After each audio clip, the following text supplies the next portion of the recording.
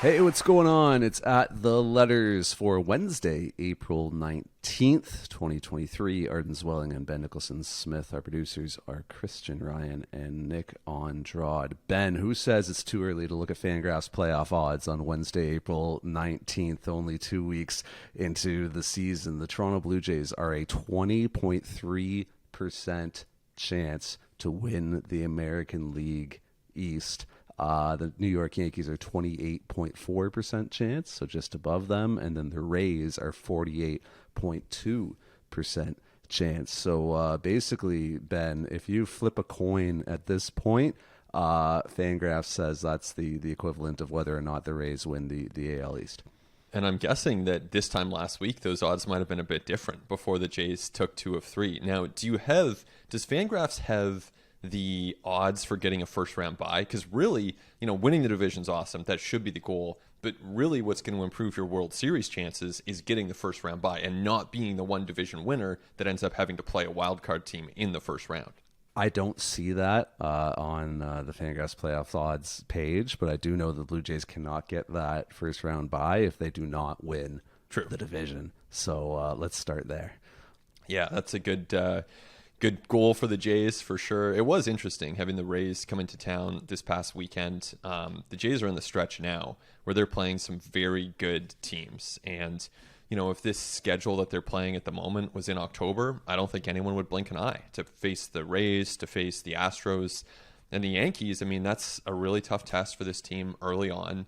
And they had a chance to sweep the Rays, didn't end up doing it. But I think they showed pretty convincingly that they belong right at the top of that division. Whatever the odds say right now, those are going to change a lot in the course of the next 6 months. We all expect that. But, the Jays on talent, I think, are right there with the Rays based on what we saw this weekend. It's fun, man. It's fun getting these matchups early in the year, seeing the Jays test themselves against the Rays and the Astros here. And you got, important Tuesday night baseball where Jordan Romano's getting 4-out saves. George Springer's hanging in for these long, grindy plate appearances where he's taking pitches just off the plate, still getting rung up on them, even though they're balls. Just wait until the Blue Jays go to the Bronx on the weekend. Maybe there's an Alek Manoah, Garrett Cole matchup in there that would be mighty interesting. And then you got this little sort of lull next week with the White Sox in town, and then boom, Seattle Mariners back in town for a weekend set, first visit back to Rogers Center since the wild card series last year. So it's fun that the Blue Jays have these series now. It's going to be really fun at the end of the year when the Blue Jays finish their schedule playing exclusively Yankees and Rays. Literally look at the last 2 weeks of the regular season, and the Blue Jays go to the Bronx, they go to the Trop, and then the Yankees come to Rogers Center, followed by the Rays come into Rogers Center. So that's the final 12 games of the season against those two opponents. So that's why these early season tests with the Rays and Yankees in a more balanced schedule environment are actually pretty important. Yeah, they definitely are. They definitely are. You only face them 4 times. You only get so many chances to make up that head-to-head ground. Of course, the narrative side of it is who can defeat these Rays. They're undefeated. The Jays did that. But these games do matter a lot. And I agree. I mean, it's a fun time of year just to be following the sport when you have these head-to-head matchups involving the Jays that are really compelling. You have 2 really good teams. I also think the Jays will really enjoy the stretches of the season where they're playing the Rockies and the Athletics, or when they're playing the Reds and the Pirates. And, those stretches are coming up. They really will have to make up ground there. But in the meantime, on this road trip, for example, where they're currently in Houston, about to go to New York. I mean, if you go 3-3, they're 1-1 as we record this podcast. If you go 3-3 on that road trip, you're probably okay with that, even if it means you're probably not gaining a ton of ground on the Rays.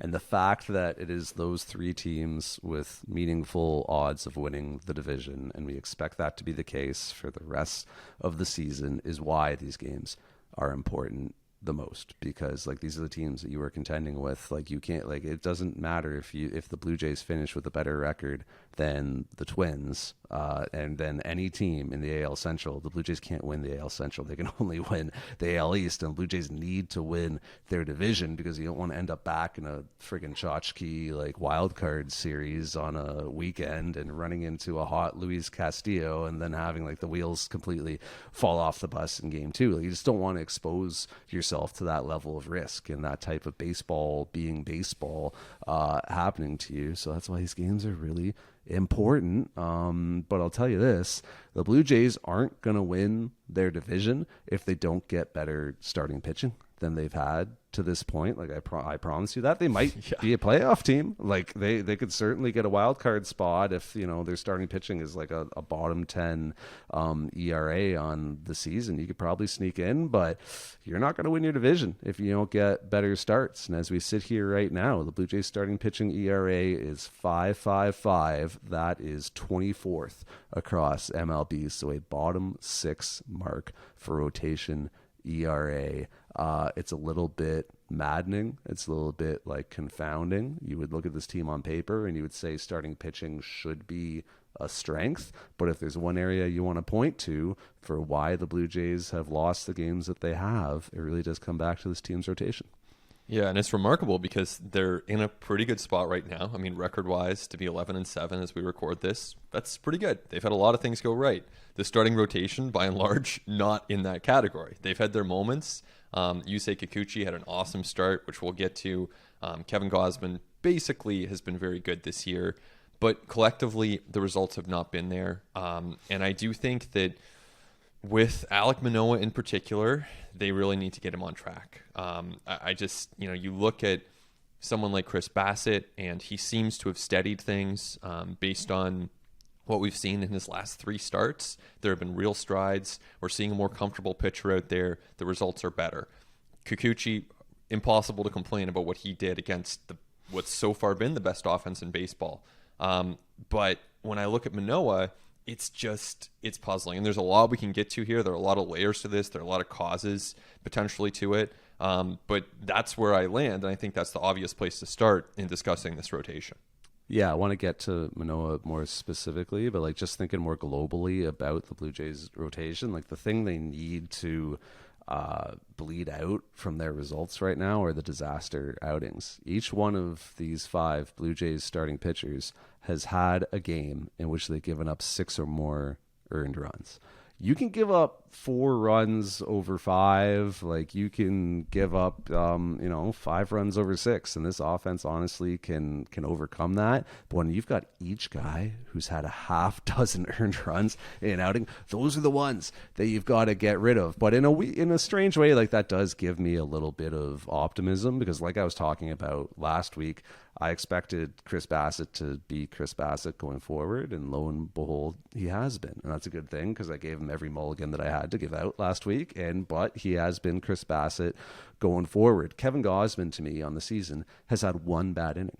You take out that 1 really bad inning against the Astros, and Kevin Gausman's been Kevin Gausman. So I expect him to continue to be that good going forward. Manoah we're going to dive into, and then when it comes to Berrios and Kikuchi, those still remain the wild cards in this rotation, in that I could see a very wide range of outcomes for them, either with the ERAs being quite low or quite high. But I do know the big issue for Berrios last year was that he didn't suffer from those 5 innings, 4 earned runs outings. He suffered from those 2 or 3 innings, 6 or 7 earned runs outings. It was the disaster ones for Berrios, and in some respects for Kikuchi as well, when it came to walks and short outings. So for those guys, it's just going to be about raising their floor. They don't have to be aces. They don't have to win Cy Youngs. But if they can just get back closer to like league average innings eating territory,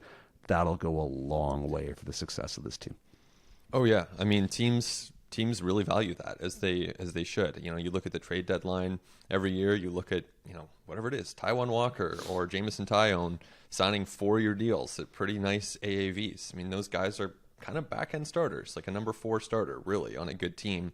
But teams really need pitchers like that, and of course, that's what the Jays would love to see from Yusei Kikuchi.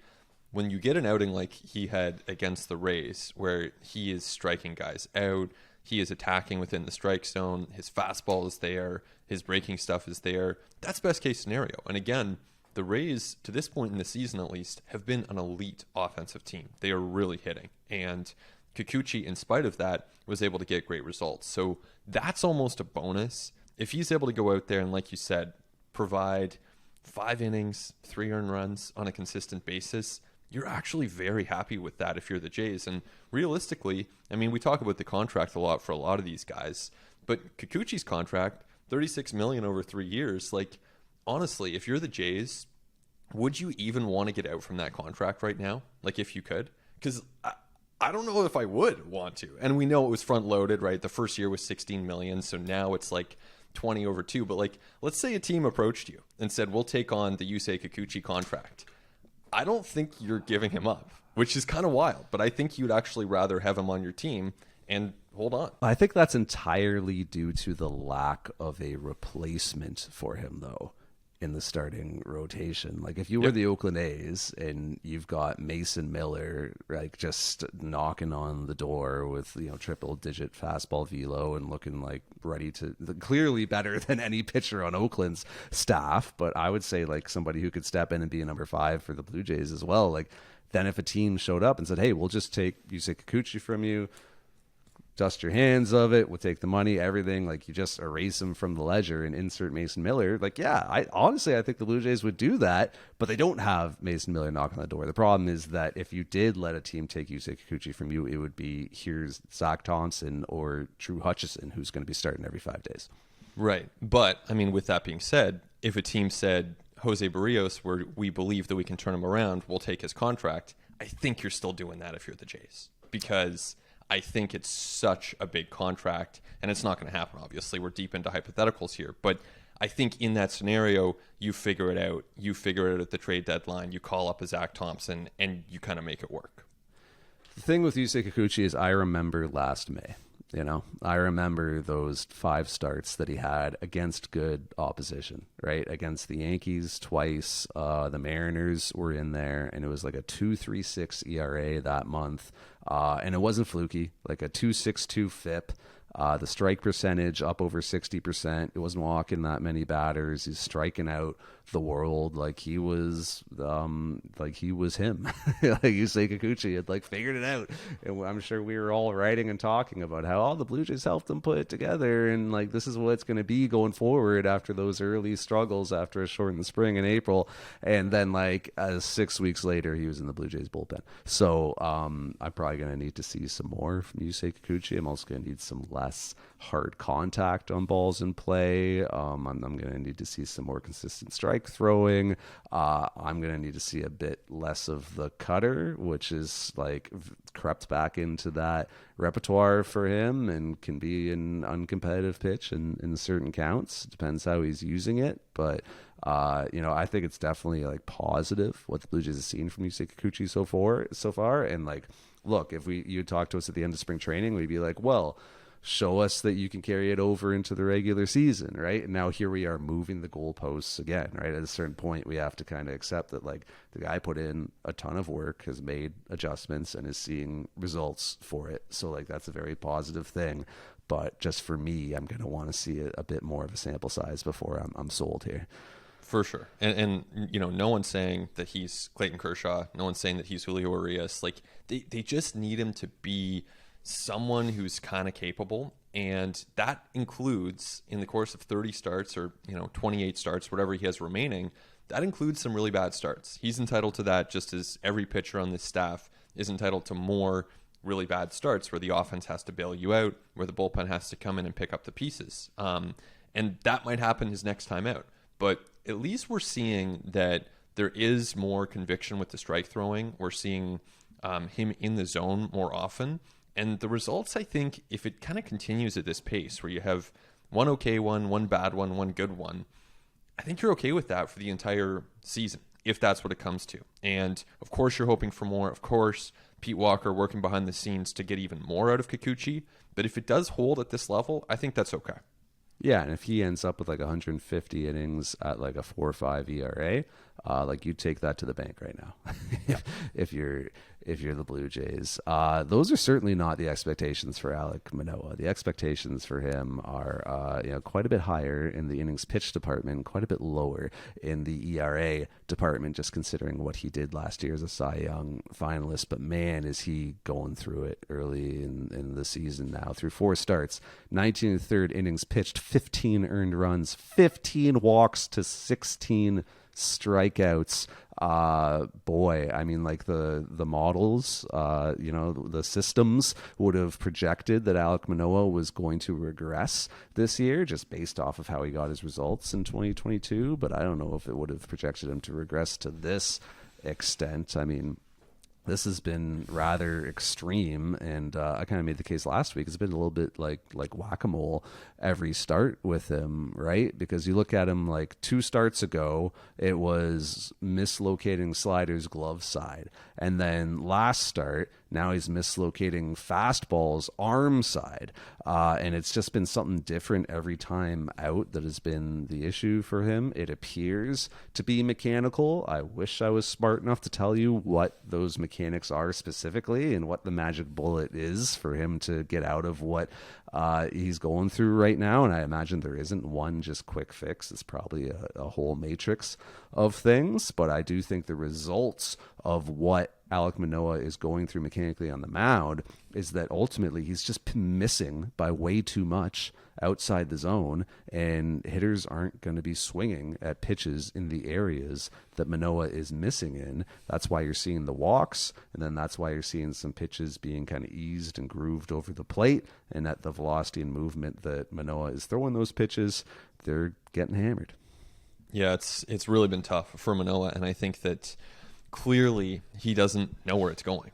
He has not been consistently able to put the ball where he wants, and so we've seen that with walks, which you're walking 15 guys in 19 1/3 innings. That is problematic. No starting pitcher in the major leagues does that, because if you start doing that, you're not in the rotation for long. Teams just do not put that in the rotations. Now, this should be hopefully understood. It's very early. There's a lot of time left for Alek Manoah to recover from this, and a lot of pathways for him to do that. But just looking at what he's done so far, the command has not been there. He's had a couple hit batters, even pitches within the strike zone. He's not locating where he wants to. Like the slider to Christian Betancourt on the weekend, it ends up catching too much of the plate. He hits it for a home run. So the location is the easiest thing to identify as an observer. As you say, there seems to be some mechanical stuff going on here. Alek Manoah said after his last start that it's not mechanical. John Schneider said it's not mechanical. I look at the pitch chart of all those arm side misses with the fastball, and it's kind of hard to believe there's not something mechanical there, but they're saying it's not mechanical. So there's a lot of moving pieces here. There's also the challenge of left-handed batters and the fact that he is not getting lefties out. So there's really a lot going on here with Alek Manoah.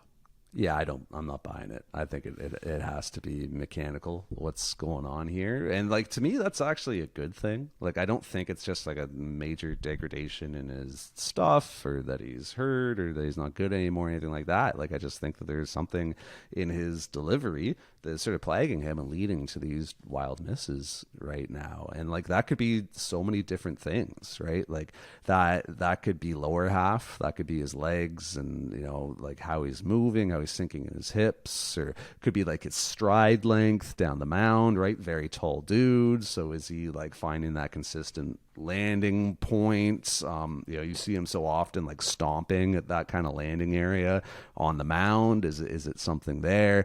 Could be his upper body, right? Like, could be his torso, could be staying closed, could be directionality to the plate, could be his eyes. Like, it could be his sights, honestly. Like, that's part of it, is like where you're looking and like where you're aiming with your eyes, and like just how everything is moving in concert with one another. When you're talking about like head, shoulders, torso, hips, lower half. And like I said, I'm not a pitching coach. I can't devise, I can't like diagnose exactly what it is. A pitcher's delivery it's so intricate, and it's such a fine motor skill.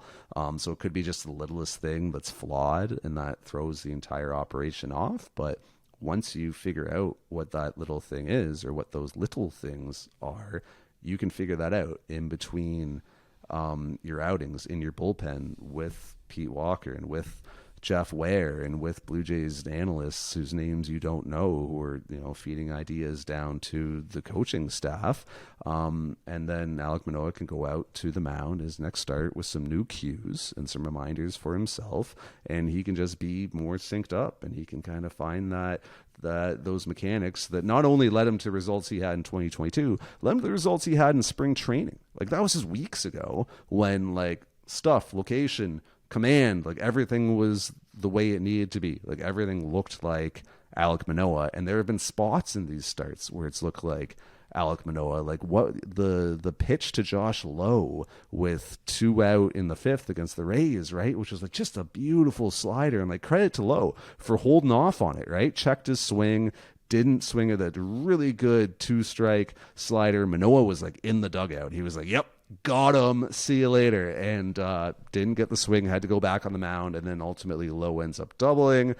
Brujan singled, and then you get that Bethancourt homer that you were talking about. So one thing I know about Alek Manoah, he's a worker. One thing I know about Pete Walker and Jeff Ware, the entire Blue Jays pitching group, is that they're good at finding these little inefficiencies and ironing these things out and identifying issues. So I expect that everyone will figure out what's going on here, and Alek Manoah will get back to looking like himself. Yeah, I think that's a fair expectation. Like, I think that to expect that Alek Manoah is going to be good is reasonable. Couple things there. So one, I guess more numbers, and one a bit more on the mental side of things. But looking at the numbers, Manoah's facing a lot of lefties. This isn't new.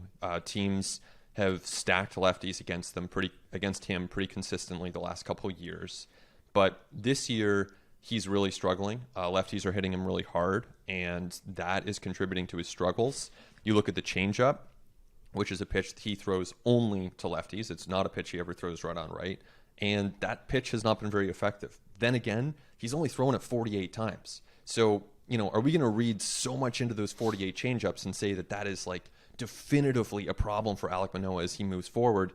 I'm not inclined to do that. I'm inclined to say, let's zoom out. Let's see what he can do with that changeup on his next 48 and on the 48 after that. That could impact how he does against lefties. That can impact everything. So, you know, that's one kind of numbers-based point. And then the other thing I'd just throw out there is, like, this is a pitcher right now who's very frustrated. And this is, you know, setting aside the mechanics, setting aside the results, he's struggling in the major leagues for the first time right now. He is clearly very frustrated. Talking to him after that start in Toronto against the Rays on Sunday, it's basically as frustrated as I've ever seen Alek Manoah. And so that's not an easy thing to try to rebound from. Obviously, that'll motivate him as he moves ahead here. But that's another side of this as he's trying to sort this out, is this is really weighing on him, and it's a new experience. Whereas for Kevin Gausman, he struggles. Well, he's actually struggled a lot in the major leagues before. With the changeup, like, I agree with you that it's such an important pitch for him against lefties, and I think you'll see the results on it improve as his command with his fastball and slider improve. Like, I think he's been so inconsistent with the command of those other two pitches, which are really necessary to set up the changeup, right? To sequence it, that is then bleeding into, like, the effectiveness of his changeup. But it's a pitch he clearly has to trust against lefties. We've seen Jose Barrios have success this year trusting his changeup against lefties. It's such an important pitch. Like, similar thing with Barrios. Lineup, like, clubs just stack lefties against him, and he's actually used that changeup really effectively against them. You see Alek Manoah trying to do that against the lefties that he's facing, and I actually think his changeup command has actually been really good. Like, has actually been really solid. He's not leaving them over the heart of the plate. And when you mention those results against it, it's 3 singles. Like, those are the results. He's given up 3 singles on his changeup. No extra base hits. Like, he's not striking out a ton of dudes with it, but like you said, he's only thrown it 48 times. He hasn't thrown it a ton. But I do think that as his command improves with his fastball and his slider, the changeup effectiveness will improve in turn. He doesn't have to do anything with the changeup. He just has to address the heater and the breaking ball, and the changeup will follow. And then the other thing we kind of forget about Manoah as well is that he went through, like, a little bit of a similar phase to this last year, like last summer, when the stuff was down a little bit. Like the command wasn't quite as good as it had been. There were a few like 4-walk outings in there. Like I'm talking like through like summer, like hot July and August. He's pitching like his first full season in the big leagues and like pushing that innings pitched total like up into unprecedented heights every time he's out.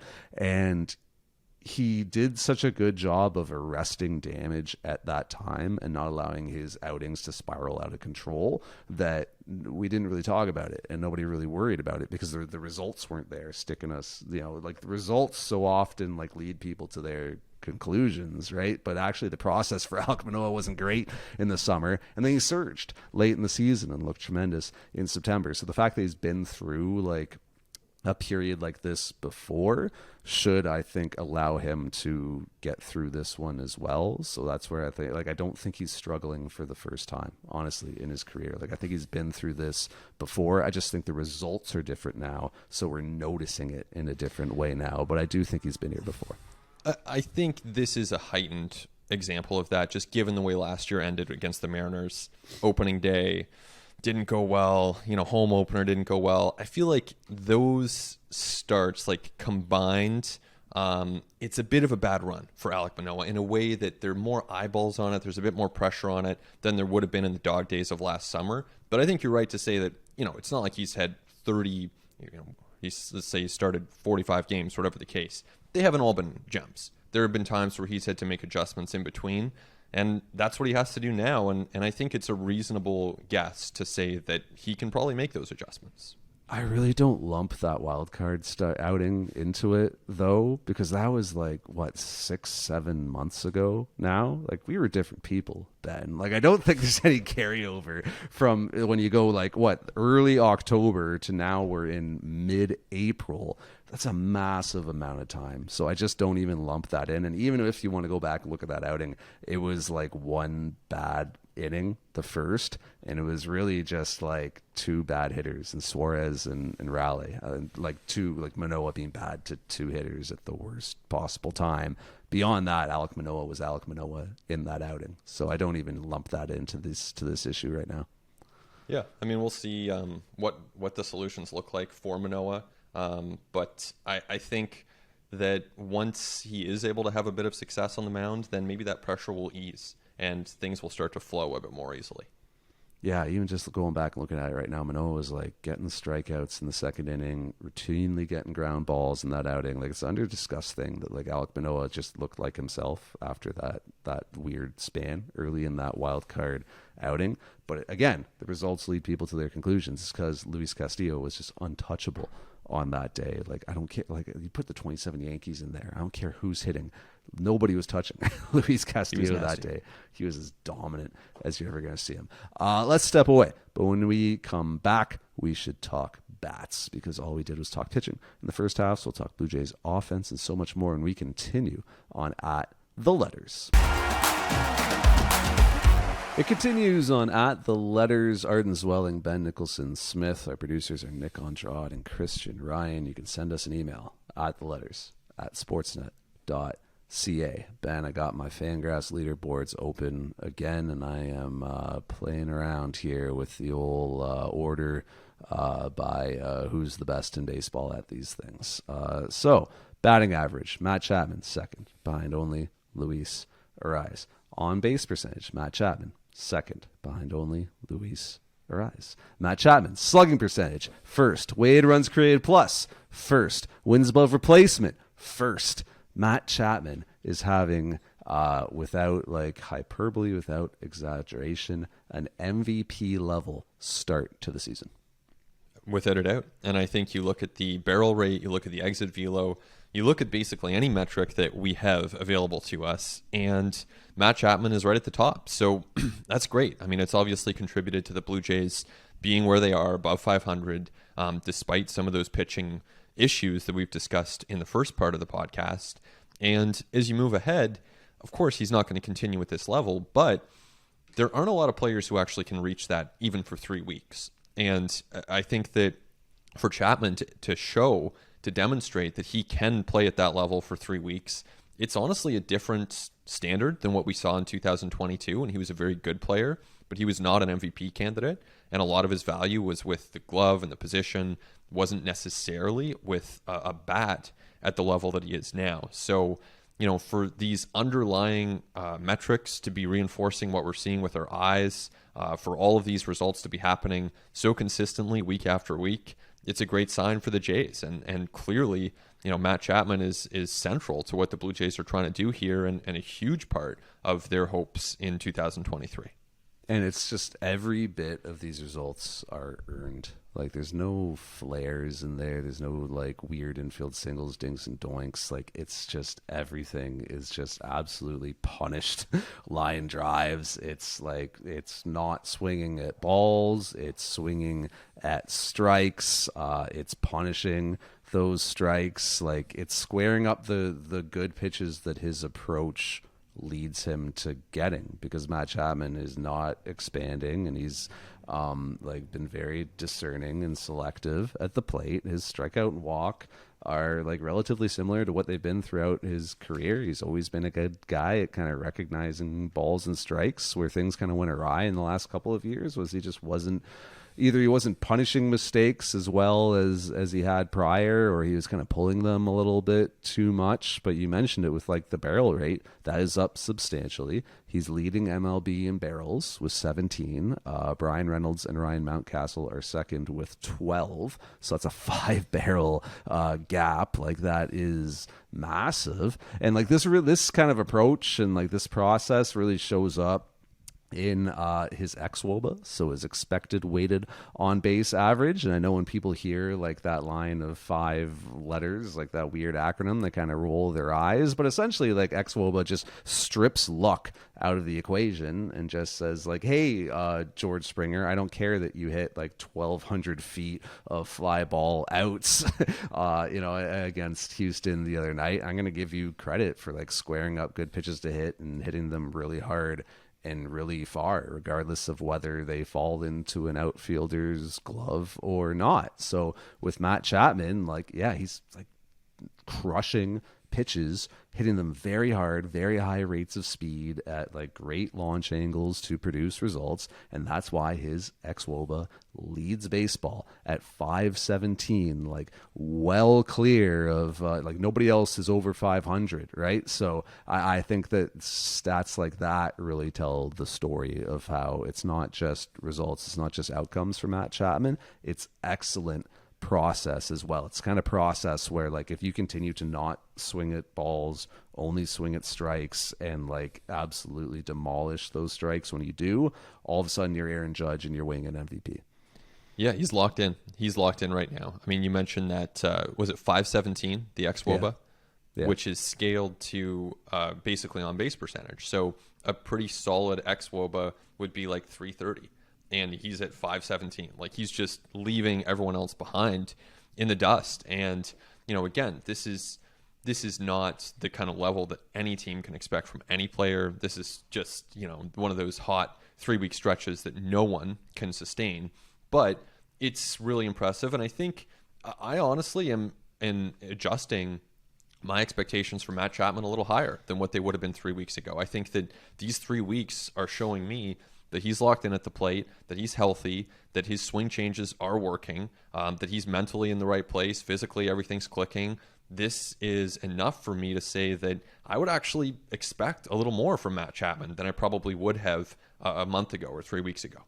Oh yeah, the swing changes are working. The toe tap is working for him as we sit here. So we're recording on April 19th, Wednesday. So through Tuesday's games, through April 18th, Matt Chapman has 8 opposite field hits. That includes Monday's homer off Christian Javier. That includes Tuesday's homer off Jose Urquidy. So 8 opposite field hits through Matt Chapman's first 70 plate appearances. Last year, 2022, Matt Chapman had 18 opposite field hits over the entirety of the regular season. We're here through 70 plate appearances. He already has 8. Last season, Matt Chapman didn't get his 8th opposite field hit until May 29th. It took him 180 plate appearances to get his 8th opposite field hit in 2022. Here we are in 2023. He already has 8 through 70 to me, that's the biggest demonstration of how the swing changes are working for him. Yeah, and to have that offensive player in the top half of the Jays order, I mean, you go Springer, Vlad, Bo, to have Varsho in that mix, to have Chapman in that mix. I thought going into this season that they might take a step back offensively as a group with the loss of Teoscar Hernandez and Lourdes Gurriel Jr. And I thought that could have been okay on balance because you're getting better defensively. But if Chapman and Varsho are hitting at this level, then you're actually probably taking a step or, holding even offensively, which is great because they were a very, very good offensive team last year. Offense was never their issue in 2022. So if you kind of are able to sustain that, then you're going to be able to do a lot of different things as a team because you can afford to have a Kevin Kiermaier hitting in the 9th spot. You can afford to have a Santiago Espinal or a Whit Merrifield in the 8th spot, maybe not producing as much offensively, but helping you out defensively. That's why I love xwOBA, because I think it it just does a really good job of stripping away all the noise, essentially. And it is a very simple way to look at what a hitter's expected outcomes should be, how well they're striking the ball, how consistently they're barreling up, good pitches to hit, swinging at good pitches to hit, not chasing, not expanding the zone, having a good approach. So you take that major league leaderboard and you line it up by xwOBA, and Matt Chapman is first by an absolute mile, and then Bo Bichette is in 7th with 460, and Vladimir Guerrero Jr. is in 19th with 433. I'm talking about right now a qualified sample of 191 hitters, and the Blue Jays have 3 in the top 20. That's massive, because if you can maintain that approach over time, results are going to follow. We've seen that type of approach correlates extremely strongly with results. That's why teams chase players like these. That's why teams want to roster these guys, and teams look at stuff like this, because they know that if you give players like these enough runway, they're going to be very, very productive, and they're going to be all-stars, and they're going to contend for MVP awards. You just look at the top of the xwOBA leaderboard this year already, and it's guys that's your Kyle Tuckers and your Freddie Freemans and your Acuñas and your Goldschmidts, your Rutschmans. It's those kinds of players, and the Blue Jays have Bo and Vlad in that top 20 along with Chapman. You put George Springer atop a batting order as well, and you're going to have a pretty good offense, to your point. For sure. Now, it would be nice if they could get some more production from some of those players lower in the order, if they could get a bit more from a Santiago Espinal, from a Brandon Belt, from a Cavan Biggio, from a Danny Jansen. Clearly, those guys are capable of more than what they've shown so far this season. Jansen, on a per-plate appearance basis, was great for the Blue Jays, one of their best players in 2022. Obviously hasn't happened so far this year. We all know that guys like Brandon Belt have done it historically in their career, even if Belt, to this point in his Blue Jays career, 3 weeks in, has had one good game. There's more potential there. So, if they could get some of those guys going, all of a sudden you've got the potential for a really deep offensive group. And then that can start making up for some of these poor starts that we're seeing. And it buys them a little bit of time in case a Barrios has a bad start, in case Bassett has, another outing where he just can't get on the same page with his catcher, whatever the case, a bullpen blow up. A deeper offense, an even deeper offense, and I know it's a little bit greedy right now, but if you do have that, you're able to afford some of those struggles in other aspects of your team. Just sticking on Bo and Vlad for a second, with Guerrero, his swing decisions have been elite. His pitch recognition has been elite. He's just going through another one of those weird little stretches where he is missing. He's getting his pitch, and he's recognizing that he's getting his pitch, and he's executing his swing on it, and he is missing it by just a fraction, and ending up with a very long fly ball instead of a homer, or he's mishitting home runs to the opposite field, like he did off of, I think it was off Urquidy, right, on Tuesday. That, it's just one of those weird little stretches for him that we've seen before, and he's going through it because you see him afterwards, after he hits these pitches, slamming the bat and super frustrated because he did everything right. He didn't swing at balls, he swung at strikes. He thought I'm going to get this pitch, and then he got that pitch, and then it was just like a very small little timing thing in his swing that was off.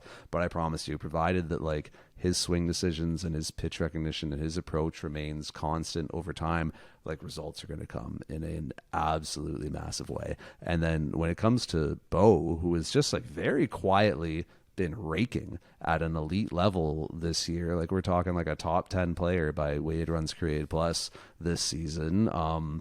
Yes, it's obviously like the base hits. Bo's a guy who can lead the league in hits as he did the last 2 years, and he's a guy who can like win a batting title as he might this year. We'll see.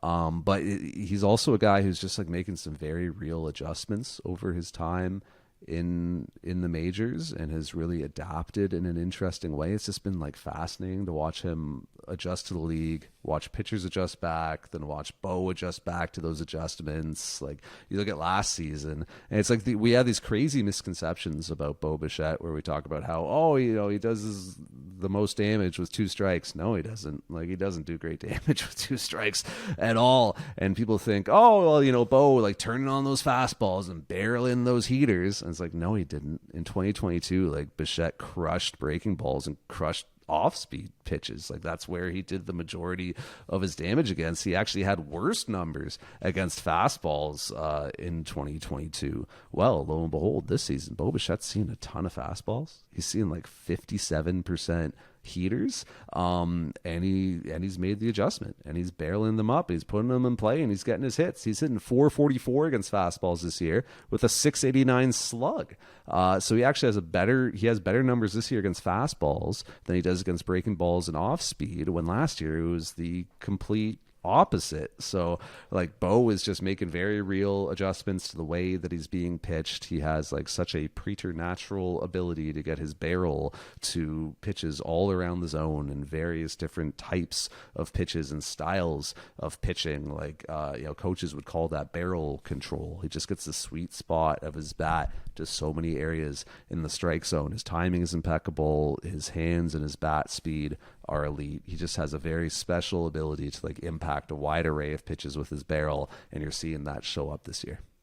And that's where these guys are just so hard to pitch and have been really for quite some time. But we're seeing it on full display this year. But Vlad Jr., you hang a breaking ball to him, he's going to crush it. Like you said, Bo, he's been on breaking balls for years, and he can do tons of damage. But you try to beat them with fastballs, Bo can kind of spray those down the right field line until he gets one he likes, and then he can do some damage. Vladdy, we've seen what Vladdy can do against fastballs, whether it's in on the hands from Garrett Cole, whether it's out over the plate. Of course, he can crush a fastball out over the plate. These guys can do it all. So there's no easy way to pitch them. You hear it from managers as they come in, to Rogers Center, kind of discussing this team. And it's like, yeah, this is a really, really tough team to pitch. This is a really good team. You hear that from AJ Hinch. You hear that from Kevin Cash just in the last week. These guys are the center of that. And it's just, there's no real solution. You can have a game plan, you can execute it to some extent. Of course, they're going to get out more often than not. That's the way baseball works. But these 2 hitters, it's akin to facing Tatis when he gets back tomorrow, and Bogarts and Soto and Machado in San Diego. It's akin to facing Stanton when he's healthy and Judge in New York. Like different types of hitters potentially in some cases, but there's just no comfortable way to do it. Olsen and Acuna in Atlanta. It's just, there's no easy way to go through this lineup. And Vlad and Bo, prime seasons, these guys, it's sometimes easy to forget because we get so zoomed in on the day-to-day. But these guys are franchise players, some of the better hitters that we've seen in decades, certainly some of the better homegrown players that we've seen essentially since Sean Green and Carlos Delgado and Vernon Wells. And they're in their prime right here, doing really impressive things. So it's definitely tough to shut them down. Xwoba, another useful way of thinking about Juan Soto, who you mentioned there, because you can look at Soto's numbers this year. He's hitting 175, right? He's got a 365 slug. It's what the hell is going on with this guy? And then you look deeper, and he's walking all the time. He's not striking out much. He's making great swing decisions, and he's making exceptional contact. He's barreling the ball. He's just been really, really unlucky this year, Juan Soto. So you look at the ex-WOBA, and it's like up over 400. It's like a top 30 mark across baseball, because like the process has been tremendous. The outcomes just haven't been there for him. He's been very unlucky, but when you strip away some of that flukiness, some of that luck, you actually see, oh, this guy's doing everything that he's done throughout his career and everything that he needs to do going forward to be elite. It's just like some weird baseball flukiness that is befalling his more traditional stats, and that's why like some of those advanced metrics and that StatCast stuff is so valuable. So you mentioned it, like the Blue Jays not getting a ton from the bottom of their order. Like they're getting like, you know, I don't know what Kevin Kiermaier's batting average is down, if he's down to, you know, 350 now or something like that. But like aside from him, by the way, look at the ex-WOBA for Kevin Kiermaier. I haven't, but I promise you that it doesn't support the results that he's seen to this point. But anyway, outside of Kevin Kiermaier, the Blue Jays not getting a ton from the bottom half. When you think about some of those sort of like bench pieces, the complementary pieces in this lineup, so you think about your Cavan Biggios and Santiago Espinal, Brandon Belt, Danny Jansen, like those guys have all been scuffling. What do you think the Blue Jays can do going forward just in order to get a bit more production out of the bottom of this lineup? Yeah, it's a tough one. I mean, you have to ultimately just ride it out. I mean, these guys are important players on this team. You're obviously not going to option them. You can't bench them all. You need some of them playing at every time. So you're dependent on these guys. They're an important part of the team. I think you keep trotting them out there. Brandon Belt, I mean, I think you keep playing him against righties right now. I would not be eager to get him in there against lefties, but you play him against righties and see if he can get it going. He'd certainly, again, the track record is intriguing enough. The results are not good. That's pretty clear. But the track record is intriguing enough that you want to see if he can have another 3-hit game and kind of get a little bit of momentum going. So I'd start him against most righties for now. And then with Jansen, obviously you want to get him going. You want him to be in that mix. He will be in that mix. And Biggio, Espinal, they're going to have to pick their spots. I mean, Merrifield is hitting better than those two right now. So I would play Merrifield more at a time that he's hitting better. Certainly against lefties, you're going to see Merrifield in there. Against righties, I'd use Biggio a fair amount. But basically for me, the playing time mix would be pretty similar to how it would have been going into the season for these players, with the exception of I would probably dial back a little bit on Brandon Belt and maybe try to get Jansen in there a bit more, try to get Merrifield in there maybe a little bit more than he would have projected to, just because he is hitting better than some of those guys. Yeah, I think that you do what you said. You stick to the approach. Like you stick to what they were trying to do coming into this season, and that's put those guys in positions to be successful. And it's like worked out in some cases. Like it's worked out with Whit Merrifield so far to this point. The Blue Jays have put him in positions to be successful, and he has been.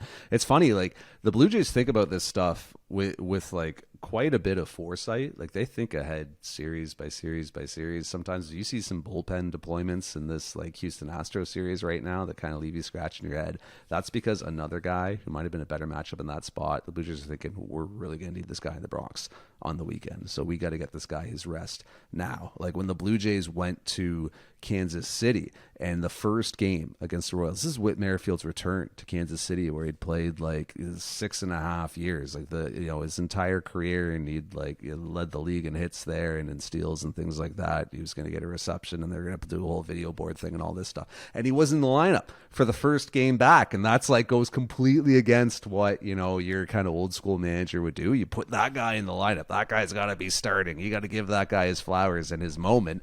But the reason why the Blue Jays didn't put him in the lineup that day was because they had a ton of lefties coming up. Like they had a ton of lefties coming up from the Royals and against the Angels on the weekend. They were in a situation where they're forecasting ahead, and Whit Merrifield was about to play 6 straight games. And this is still a 34-year-old, and it's still early in the season. So the Blue Jays were like, well, let's get him his day off at the beginning of this series because he's going to need it, because we're going to be deploying him very frequently over the next 6 days with like day games after night games mixed in there as well. So like the Blue Jays think about like these things a lot when it comes to bullpen deployment and players who are kind of in and out of the lineup like Biggio, like Espinal, looking ahead. Like they do there's a lot of that going on. So I think that with the deployment, you just continue to find the matchups that you feel like are ideal for Biggio and Espinal and Jansen and Belt and Merrifield to a certain degree.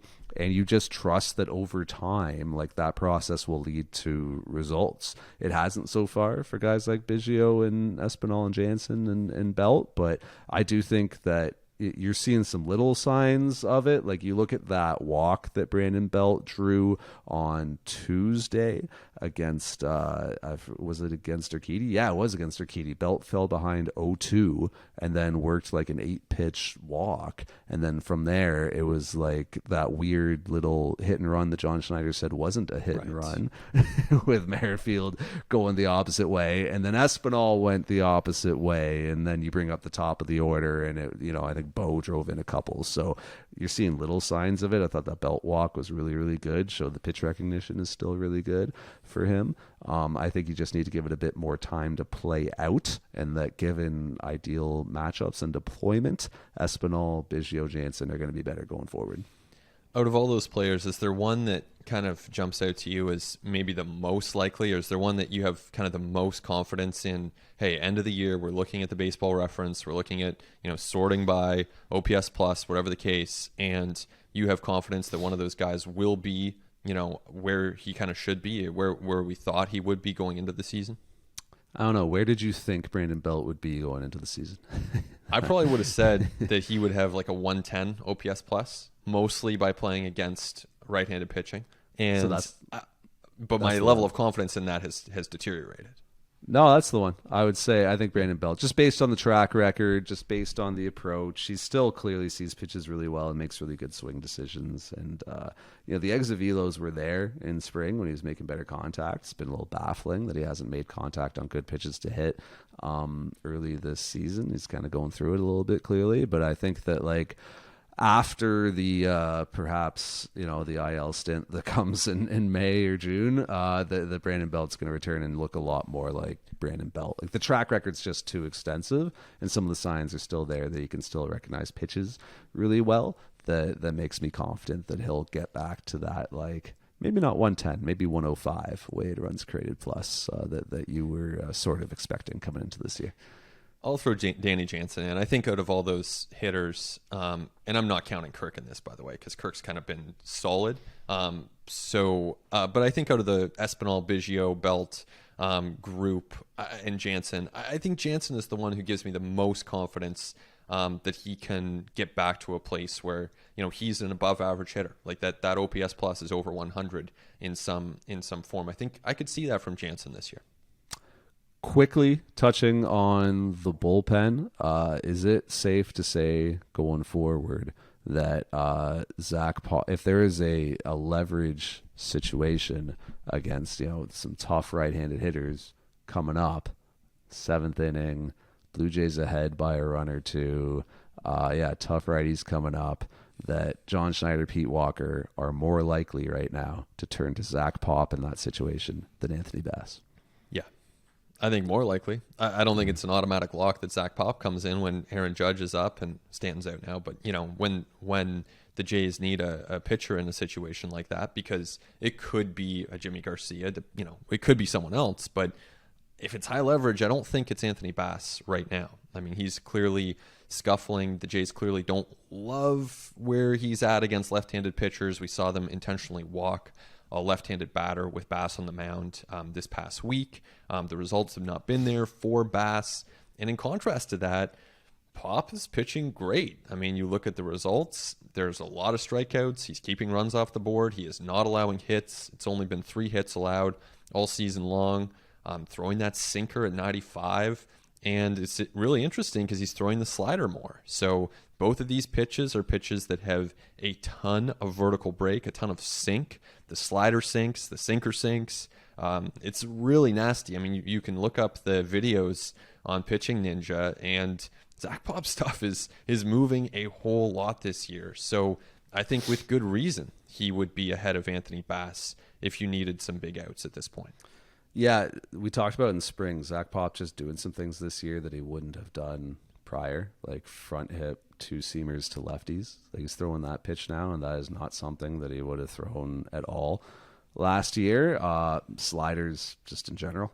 Like Zach Pop so seldom used his slider last year, and he's using it a lot more now. He's clearly gained a lot of confidence in the pitch, and he's clearly he is it's amazing. I saw him pick a backdoor to a lefty the other day, and I'm blanking on who it was, but just a little, if he's going to land a backdoor slider for a strike to a left-handed hitter, my goodness, that's going to open things up for Zach Pop. So, and then he can go back foot with it, obviously, to a lefty, and its utility against righties is obvious too. So I just that adding that second pitch, that's helping his sinker play up even more. That's helping his sinker get more swing and miss. His sinker didn't get a ton of swing and miss in prior years because it was all he threw. So hitters kind of were zoning up on it, and they weren't making great contact off of it because it's got turbo sink, but they weren't whiffing on it either because they didn't really have to guard against anything else. But now that they have to guard against a slider as well, something that will move differently, they can't just zone up the sinker, and that's going to lead to him getting more swing and miss, more whiffs, him being more effective, him being the guy that you're seeing right now. Still some questions, I would say, on the quality of stuff on a back-to-back. That's something that Pop was tested with in spring, and I remember you and I were both there in Tampa, right, against the Yankees, and I think it was Judge and Rizzo who both took him deep, and it was Pop came back on a back-to-back, and the velo was down a little bit, and the quality of the stuff was down a little bit, and he paid the price. So can he maintain his stuff in back-to-backs? We'll see. The Blue Jays are going to be testing him with that in some big spots because he has earned a lot more confidence from them going forward. It's going to be really fascinating to see how that plays out. Yeah, he's been really good, and it's interesting too because you mentioned spring, and it kind of jogs my mind that he was the last guy to make this team. He was the last reliever to make this bullpen, and he's the only one of this group who has options. So that means that it's kind of an immovable group. It's why you haven't seen any bullpen moves to this point. They've just swapped Luplow and Nathan Lucas has been the only roster move that the Jays have made, which in itself is kind of remarkable. But as for Pop, you look at, and we've talked about Baseball Savant a bunch in this podcast, you look at the leaderboards for sinkers, for sliders. Pop is on those when it comes to the most movement. So what he's doing right now is not because he's getting lucky. He has these results because his pitches are moving a lot. It's a mix that is confusing for hitters, and it's really working. So I think if you're the Jays, roll with this. You don't need more. You don't need more of a sample, small samples when it comes to stuff like pitches on how they're moving and how fast they're going. They're pretty significant. So I think the Jays have every reason to be really intrigued by Zach Pop and to continue to put him out there in some big situations. Yeah, someone at the Jays said to me in spring, we think that Zach Pop could be our Clay Holmes. And I was kind of wow, that's that's quite a comp. But I don't know. Maybe, right? It's kind of looking kind of Clay Holmes-ish right now. Very. When right, Holmes is 70-30 sinker slider, and that Pop's been probably a bit more sinker than slider, but similar kind of characteristics to those 50-50 pitches. now. Is it 50-50? He's throwing the slider a lot. Holy smokes. Yeah. I'm sure that'll change over time, and he'll get closer to 70-30, but still, to my point, he's looking Holmes-ish right now, and that's a huge development for the Blue Jays. I mean, it's funny how, with relievers being the small samples of small samples, things can change on a dime. Things can change so quickly. You look at a guy like Anthony Bass, who was legit one of a top 10 reliever for the last 2 seasons. I mean, as consistent as anyone. I mean, you look at his 2022 1.5 ERA and a FIP of 3. So a little bit of luck in there, but still really, really good. And the difference this year has been the sinker command to me. I think he's just leaving some fastballs in some really bad spots and getting crushed. I think his slider is still really good and really effective. And I think if anything, he should actually probably use it a little bit more than he has been to this point until he kind of gets his fastball command back a little bit. But I think things will come around for Anthony Bass, and he'll kind of get out of this tough spot that he's in right now where he's kind of giving up runs every outing because his fastball command isn't great. And I think that with a bigger sample, he'll get back to looking like himself. But I think to get that bigger sample, you're probably going to see him pitching in some of those lower leverage spots that a Zach Pop would have been pitching in to start the season. Yeah, I agree with all that. I think that none of this means that Anthony Bass can't be a useful pitcher. There are going to be runs of tough right-handed pitching Even if he is primarily someone the Jays want to deploy against righties, you're going to see that. You're going to see that in big games, and he can really help them. So, if Bass is the guy who's struggling in your bullpen, they still have enough guys who are going really well. Jordan Romano, was able to take a comebacker off his ribs and still come out and get a 4-out save a few days later. Swanson, Jimmy Garcia, they have a lot of pathways to close out games right now. Bass doesn't have to be a part of that, but if he can get back to that point, then that will make things even easier for John Schneider.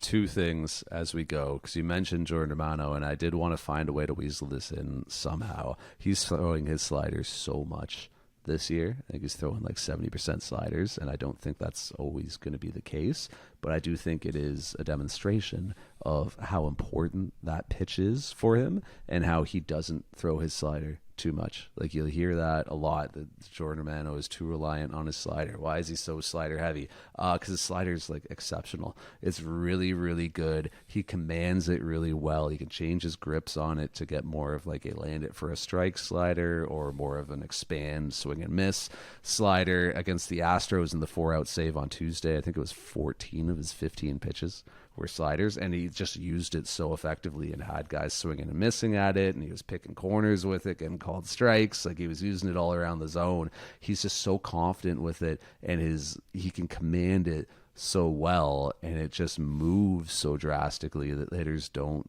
barrel it up when he throws it.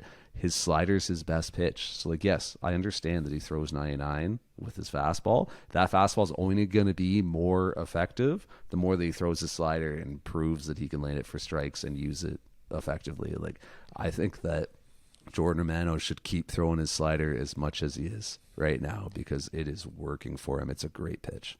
Yeah, no complaints about the results for the Jays. I mean, to get what he's been doing so far, they're very happy with it. And then the other bit was, you had mentioned like the Blue Jays' lack of roster moves. You're right. Like, it's incredible that the Blue Jays have had the issues that they've had with their starting rotation, where it's like a 5.55 ERA from their starters, and like the blow up outings that they've had, and that they haven't had to make a roster move in the bullpen. That speaks to how you've had starters who have gotten rocked in the first inning and still found a way to give the Blue Jays some innings, and not to give them those outings where it's like, yeah, I only got 5 outs, and you got to like turn to the bullpen for the other 22. That's pretty remarkable. Also remarkable the luck the Blue Jays have had on the injury side. I mean, you think about it, who's hurt right now? Mitch White and the 2 Tommy John guys, Hyun-Jin Ryu and Chad Green, right? Like, look across the league and find me a team that doesn't have like a prime 2 to 4 win player on the injured list, right? Like, you just mentioned it, Stanton with the Yankees. He lands on the injured list with Rodon, with Severino, with Montes, right? The Rays, I mean, Jeffrey Springs just lost to Tommy John. Right, Glasnow, Siri. Man, you look across baseball, like Corey Seager's out, O'Neal Cruz shattered his ankle, Justin Verlander's been out this year. The Red Sox, like, their one good story this year was Adam Duvall, and then he fractures his wrist. Like, the Blue Jays have had some really good injury luck to this point in the season. Well, they are certainly hoping that continues. And I think it's true. You got a team it's an older group too, right? Relative to what they've been the last couple of years, relative to a lot of their rivals. Can't take that for granted. So as long as you got that health, you got to bank some wins. Like, entering the season, would you have said, if I had said, hey, Ben, the Blue Jays are going to go the first 18 games. They're going to go through like April 19th without making like a move in their bullpen, and without making a move outside of just flip-flopping the 26th man who doesn't play. What would you say? It's best case scenario. That's what you want, right? Like, and with due respect to Jordan Luplow and Nathan Lucas, I mean, they're on the edge of this roster, right? So if you're making an exchange, depending on whether you want a righty or lefty bat, that's kind of ideal. It's not like you're swapping out your center fielder. It's not like you're swapping out your ace pitcher. So to this point, that's definitely been a contributor to them winning 11 games. Yeah, you're literally just optimizing the very fringe of your roster. Like that's the only roster decisions the Blue Jays have had to make. Is like, are we going to face a lot of lefties or a lot of righties? And then that guy's just not going to play anyway, because like really the Blue Jays would like to be using that 13th position player spot on other pitcher. Ideally, that's what they'd like to be doing. They don't actually want to carry this many position players. No. But the rules, they'd take a Jay Jackson or a Nate Pearson.